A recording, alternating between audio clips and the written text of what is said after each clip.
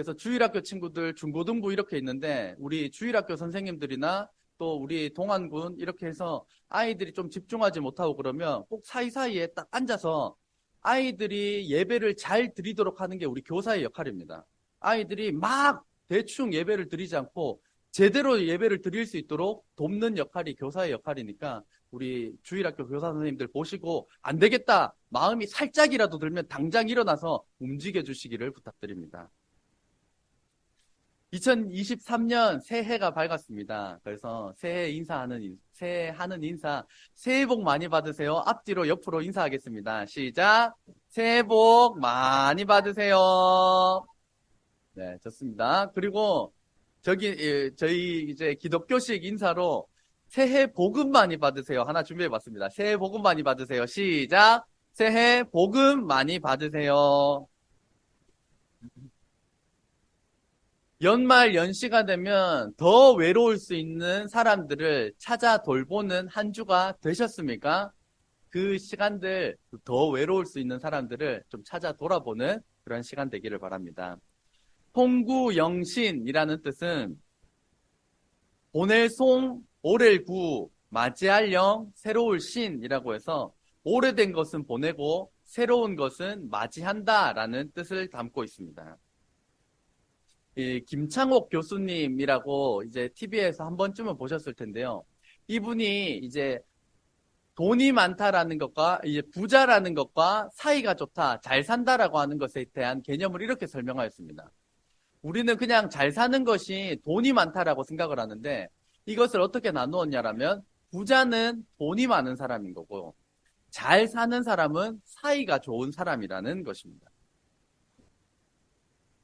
데일 카네기의 인간관계론이라고 하는 책은 우리가 읽는 성경처럼 인간관계에 대한 성경책이라고 불리는 책이 데일 카네기의 인간관계론입니다.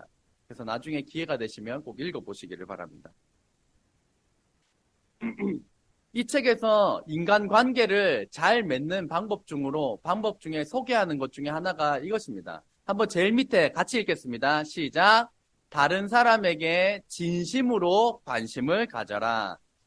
다른 사람에게 진심으로 관심을 가지는 것이 이 사이가 좋을 수 있는, 관계가 좋을 수 있는 비법이라는 것입니다.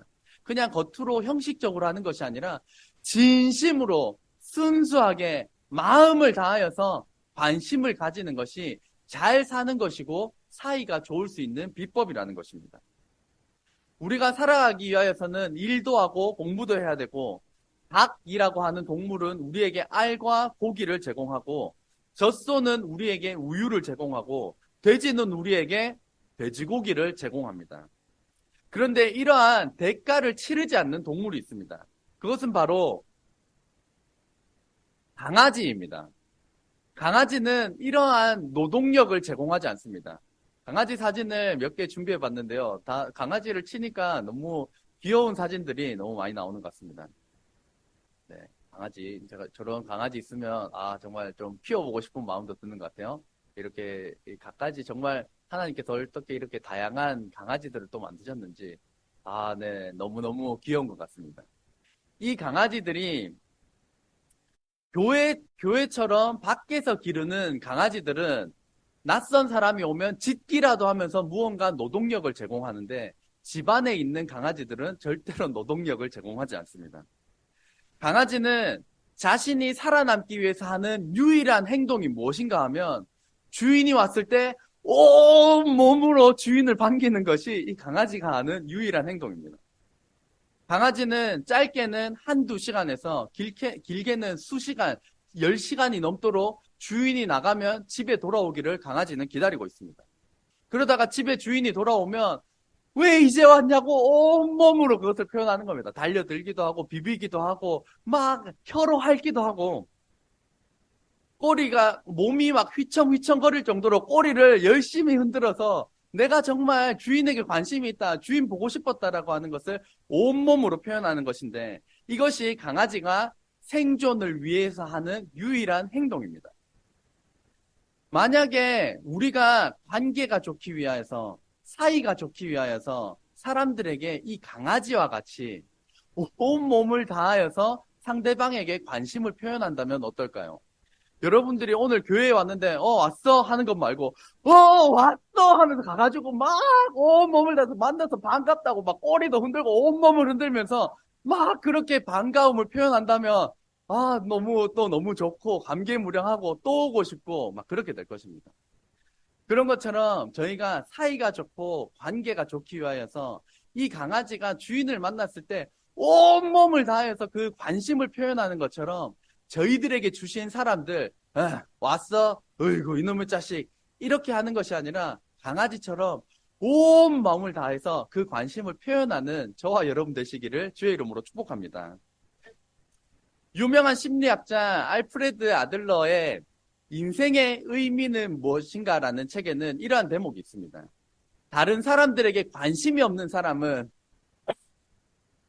인생을 사는데 굉장히 어려움을 겪게 되고 다른 사람에게도 해를 끼치게 된다. 인간의 모든 실패는 바로 이런 유형의 인물에서 비롯된다. 다른 사람에게 관심이 없는 사람은 굉장히 힘들다는 것입니다. 또 로마의 저명한 시인 푸블리우스 시러는 이런 말을 남겼습니다. 한번 같이 읽어보겠습니다. 시작.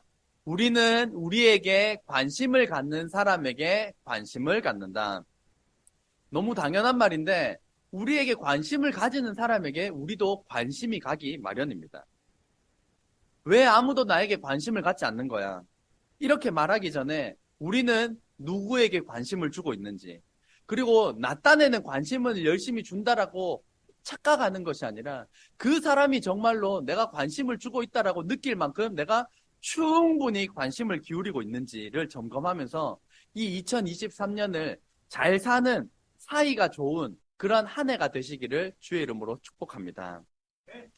할렐루야, 할렐루야, 할렐루야. 주일학교 친구들 혹시라도 하게 되면 큰 목소리로 좀 해주시면 좋겠습니다. 잘 사는 것이 사이가 좋은 것이라면 관계를 맺는 것이 힘들어서 항상 관계 속에 쩔쩔매며 살아가는 우리들은 어떻게 살아가야 하는 것일까요? 성경의 인물들은 다들 관계를 잘 맺는 사람들이었을까요? 이에 대해 위대한 사도 바울이 우리에게 위로가 되는 장면이 있습니다. 바울 사도는 신약 성경의 절반을 기록한 사도 중에 대사도라 불리는 인물입니다. 위대한 율법학자 가말리알의 학문파에서 공부를 하였고 학문적으로도 가문적으로도 전혀 손색이 없는 뛰어난 인물이었습니다. 그 인물에게 바울 인물에게 이러한 일이 닥치게 됩니다.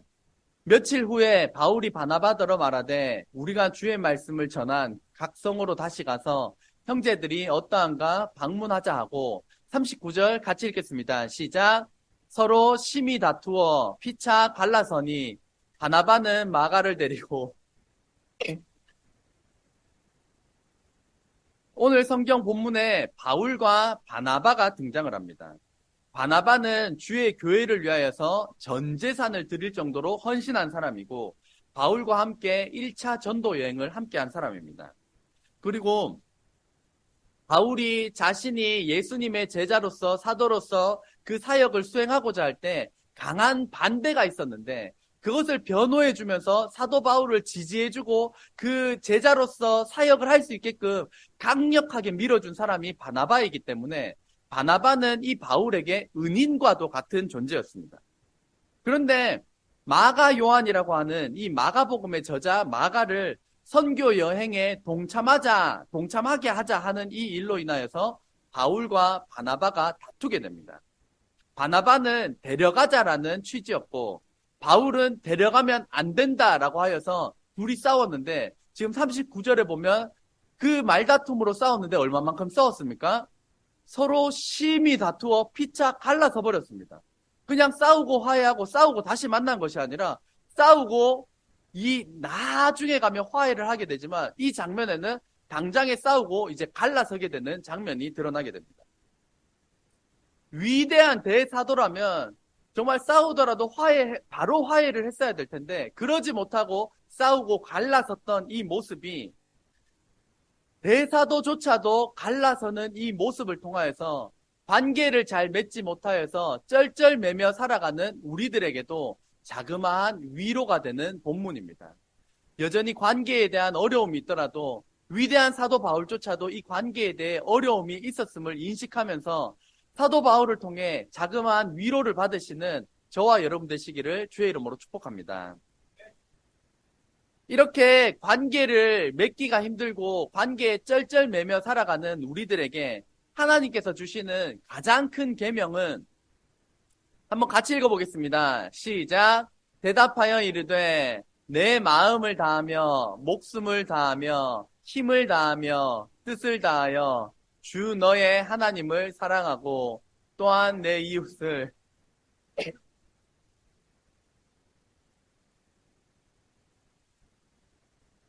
율법 교사가 예수님께 찾아와서 가장 큰 계명이 무엇이냐고 물었던 대목입니다. 성경책을 만약에 짤 수 있다면 짜서 정말 한 구절의 말씀을 뽑을 수 있는 것이 무엇이냐라는 질문과도 같습니다. 성경의 가장 큰 계명이 무엇입니까? 라고 율법 교사가 질문하였을 때의 대답이 이것입니다. 내 마음을 다하며 목숨을 다하며 힘을 다하며 뜻을 다하여 주 너의 하나님을 사랑하고 또한 내 이웃을 내 자신같이 사랑하라. 이것이 성경에 주신 가장 큰 계명입니다. 그래서 첫 번째는 하나님 사랑인 것이고 두 번째는 자신을 사랑하는 것이고 세 번째는 이웃을 사랑하는 것이 하나님께서 이 성경책에 녹여주신 가장 큰 계명으로 우리에게 주신 것입니다.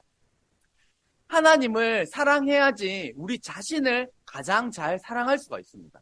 그리고 나 자신을 잘 사랑해야만이 우리 이웃들을 가장 잘 사랑할 수 있는 방법으로 하나님께서 주신 질서인 것입니다.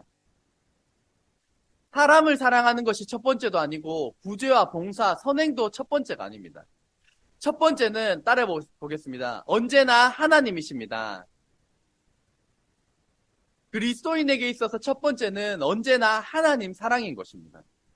마음과 힘과 뜻과 정성을 다하여서 하나님을 사랑하라라고 우리에게 가장 큰 계명으로 주신 이유는 하나님께서 우리를 먼저 그렇게 사랑하셨기 때문입니다. 하나님께서 우리에게 아무런 사랑을 보여주시지 않은 것이 아니라 마음과 힘과 뜻과 목숨을 다하여서 이 십자가를 통하여서 우리에게 내가 너희를 이렇게 사랑한단다라고 보여주셨기 때문에 또한 우리에게도 그러한 사랑을 요구하시는 것입니다. 또한 하나님을 사랑하라고 말씀하신 이유는 하나님을 사랑하고 그 사랑을 경험해야만이 나 자신을 가장 잘 사랑할 수가 있기 때문입니다. 하나님을 사랑하는 것이 이 하나님을 우선순위에 두는 것이 이 신앙생활의 가장 큰 계명이자 뼈대임을 알아서 하나님 사랑을 가장 먼저 우선순위에 두는 그리고 신앙생활의 길을 잃어서 방황할 때 내가 어디로 가고 있는지 내가 정말 이게 신앙생활이 맞는 것인지 흔들리고 있을 때 가장 먼저 내가 하나님을 사랑하고 있는가를 점검하는 저와 여러분 되시기를 주의 이름으로 축복합니다. 할렐루야. 둘째 계명은 자신을 사랑하는 것입니다. 우리 주일학교 친구들 자신을 사랑합니까? 네, 자신을 당당하게 사랑하는 친구도 있고 자신을 사랑한다라고 말하는 게 좀 어색한 친구들도 있을 것 같습니다. 목사님도 이 어린 시절에는 저 자신을 굉장히 싫어하고 저 자신을 굉장히 부끄럽게 여겼던 시간들이 있었습니다. 저는 이제 마른 것에 대한 컴플렉스가 굉장히 심했기 때문에 마른 것도 싫고 멀미하는 것도 싫고 되게 불안하고 긴장하는 것도 싫고 내 자신에 대해서 굉장히 못마땅하고 불안하고 했던 그런 시절들이 있었습니다. 사람들은 저마다 자기 자신에게 관심이 많습니다. TV를 통하여서 아프리카 친구들이 굶주려서 죽어가는 것을 보더라도 당장 내 손에 박힌 가시가 더 아픈 법입니다. 자신에게 관심이 많다라고 해서 그것이 곧 자신을 사랑한다라는 것과 의미가 동일한 것은 아닙니다.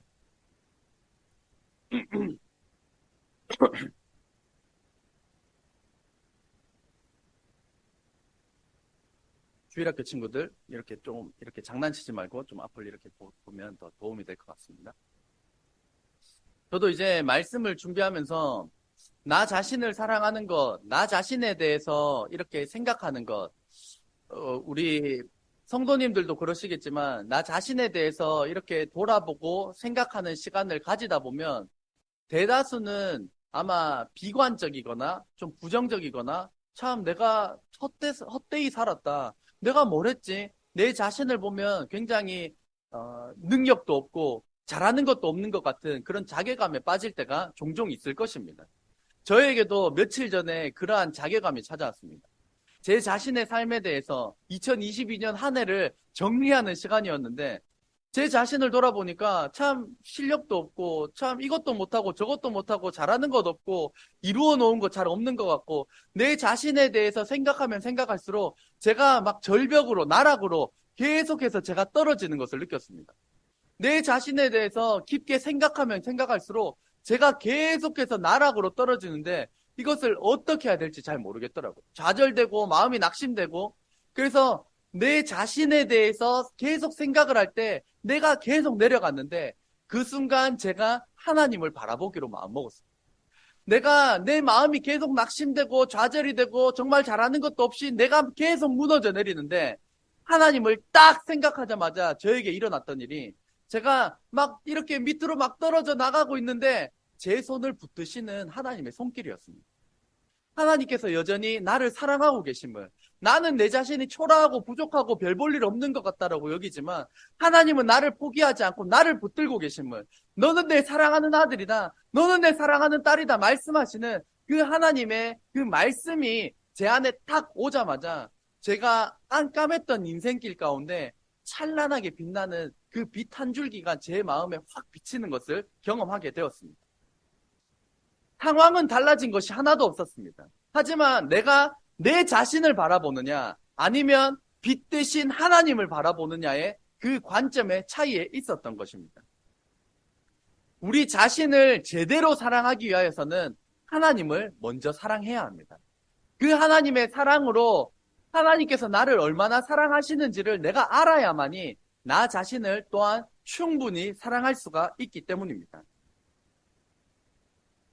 나이가 드시는 분들은 점점 거울을 보면 흰머리가 희끗희끗하고 할 수 있는 역량들은 줄어드는 자신을 바라볼 수 있고 청년들의 삶도 녹록지 않습니다. 취업을 해야 하고 또 결혼도 해야 하고 대출도 갚아 나가야 되고 대출도 받아야 하고 하는 녹록지 않은 삶이 있습니다.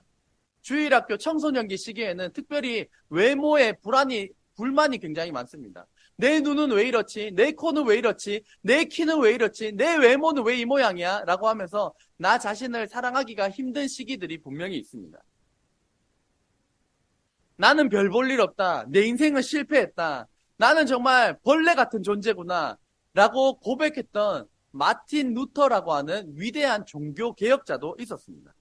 이 마틴 루터는 하나님 앞에서 저는 보잘것없는 구더기 부대자루와 같은 존재입니다. 라고 하나님 앞에 고백했던 사람입니다.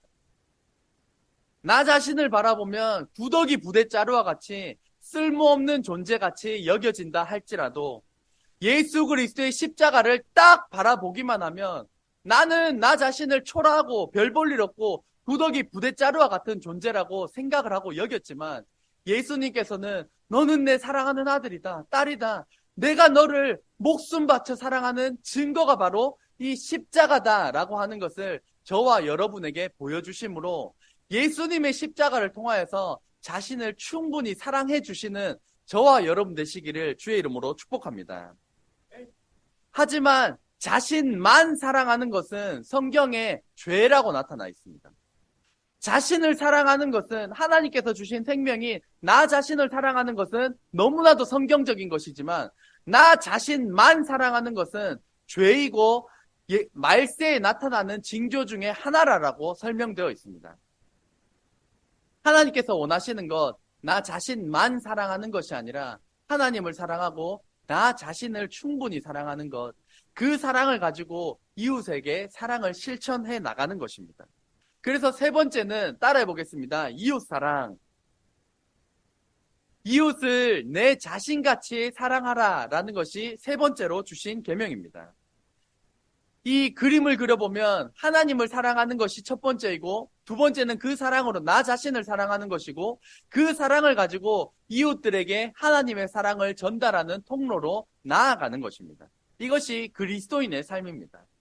그래서 저희 교회는 이제 연말에 지난주에는 주일학교와 청년부가 교회에서 단합회를 가졌습니다. 그리고 장년부 송년 모임도 있었습니다. 그리고 금요일에는 저희 주보에 나오는 것처럼 주보 사진에 나오는 것처럼 이제 한 살이 구역 예배를 통하여서 한 살이 어르신들을 또 같이 예배드리고 식사 대접하는 일을 가졌습니다. 그리고 어제 토요일 청년부가 모여서 우리 송구영신 모임으로 또 그렇게 단합회로 드렸습니다. 물심양면으로 이렇게 섬겨주신 성도님들께 감사를 드리고 무엇보다 이 모든 환경을 허락하여 주신 하나님께 감사로 영광을 올려드립니다. 이렇게 하나님의 계명을 알고 우리를 향하신 하나님의 그 뜻을 알기 위하여서는 따라해 보겠습니다. 성경을 읽어야 합니다. 우리 정은희 사모님께서도 기도할 때 말씀해 주신 것처럼 또 주보에도 계속해서 반복되어져 나오는 것처럼 성경을 읽어야 됩니다. 이번 2023년 한 해는 성경을 읽는 한 해가 되기를 간절히 소망합니다. 수영 선수가 수영장 물에 들어가지 않고는 수영을 잘할 방법이 없습니다. 변호사 그 법을 공부하지 않고는 변호를 할 수가 없는 법입니다. 하나님을 알기 위하여서는 성경을 읽어야 합니다. 하나님의 사랑을 경험하기 위해서는 성경책을 읽어야 합니다. 성경을 읽지 않고 신앙생활을 하는 것은 종교 생활에 그칠 확률이 굉장히 높은 위험한 행위입니다. 그렇다면 성경은 어떤 책일까요? 성경은 1번 같이 읽겠습니다. 시작. 오류가 없습니다. 디모데후서 3장 16절 말씀을 보면 모든 성경은 하나님의 감동으로 된 것으로 교훈과 책망과 바르게 함과 의로 교육하기에 유익하니 이 성경은 하나님의 감동으로 된 것입니다.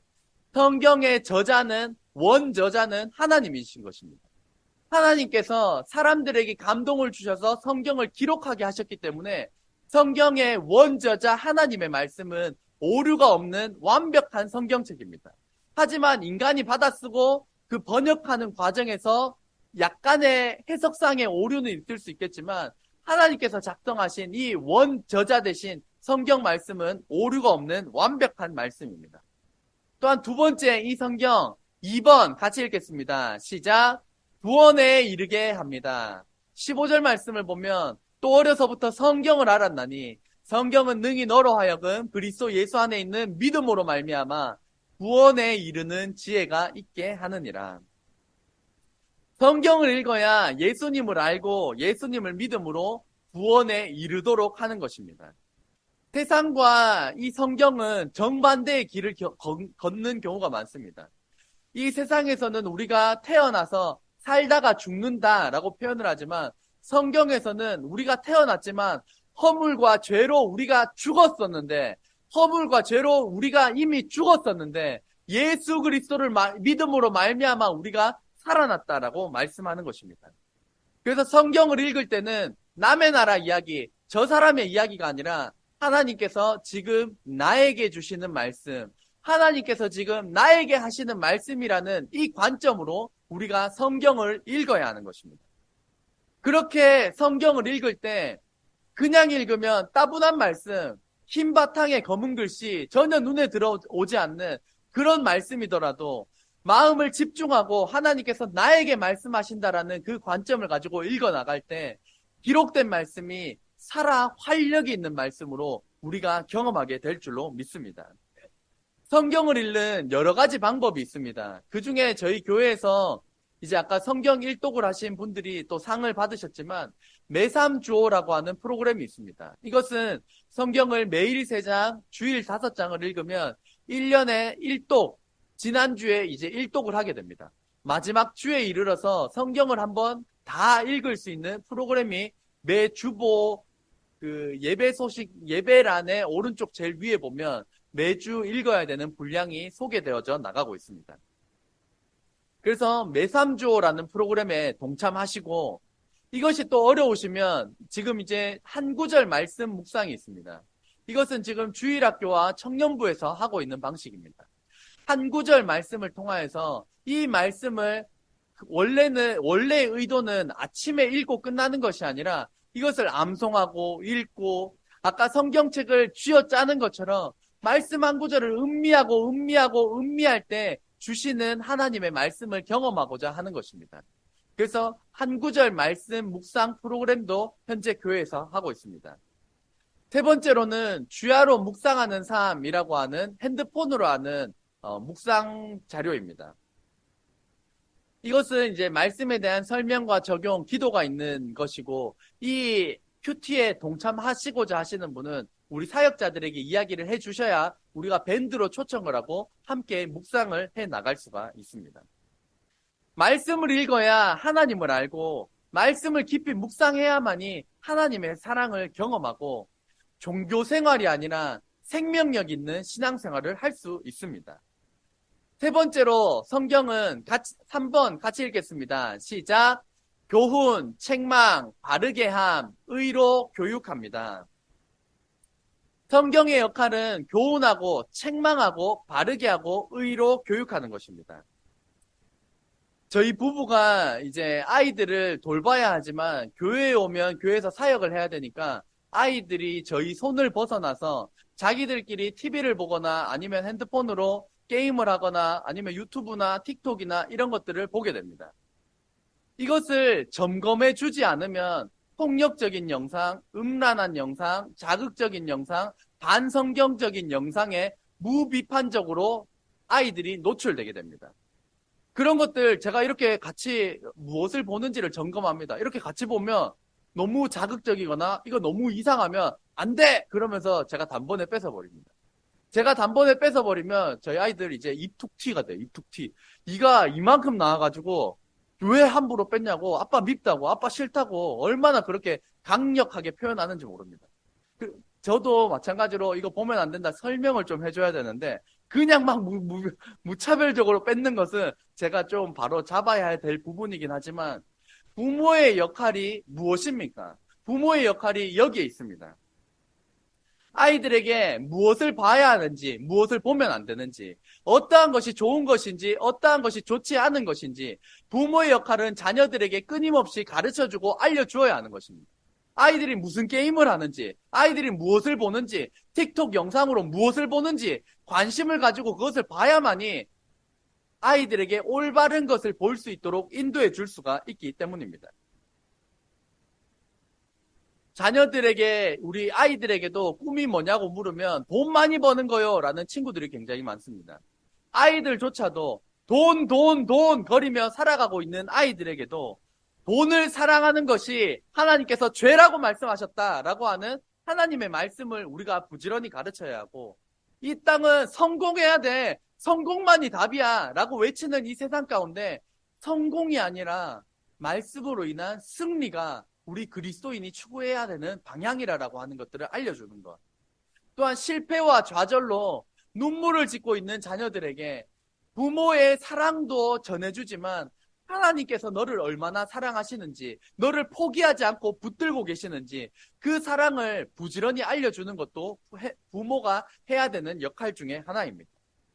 마찬가지로 이와 같이 하나님께서는 성경을 통하여서 우리에게 교훈하시고 잘못된 길에서는 책망도 하시고 바르게 하시고 의로 교육하시는 방법이 성경에 있는 것입니다. 결론입니다. 2023년 새해가 밝았습니다.